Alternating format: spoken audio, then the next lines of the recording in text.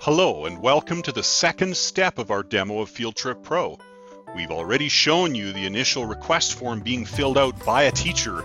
Now it's time to switch hats and show you how a principal would interact with FieldTrip Pro.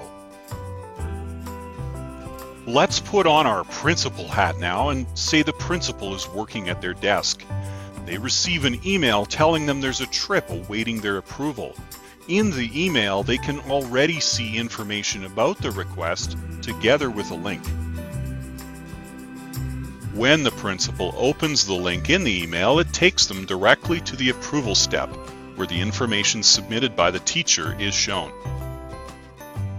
As the principal reviews the request, they can also view the action history pane on the right-hand side to see the details of the process. This process history will be added to at each interaction throughout the entire trip. Each user has the assurance of knowing all previous decisions and comments from each user when making their decisions.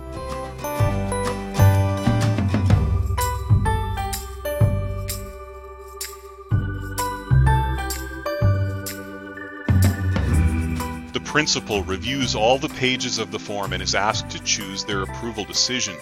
They can also add their comments, which are posted to the action history bar. If the principal chooses to reject, the teacher is notified and given the opportunity to revise their trip request if desired, without having to re-input any data from scratch. This means that it's easy for a teacher to work with their principal through multiple revisions to craft a trip that will be approved without starting over each time. Let's say the principal likes what they see, so they provide their comments of appreciation for the request and click Approve. Job's done. Until the deadline date, there is no more action required from the principal.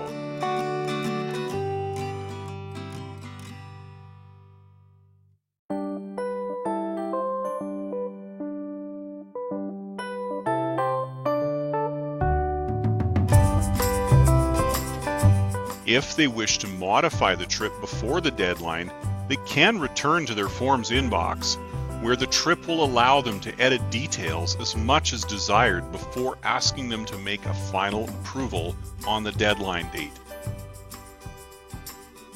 At the deadline date, the principal is again contacted by email and asked to provide a final approval.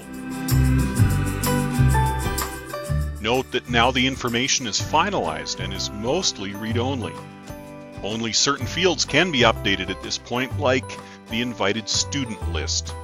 Other fields are now required, like a finalized parent volunteer list. The principal is asked to make a final trip decision. At this point, the system will allow a trip to be postponed and resumed later or canceled entirely. And that's it. The trip has all the approvals needed. Next, we'll show you what's already been happening with the Guardian's consent forms.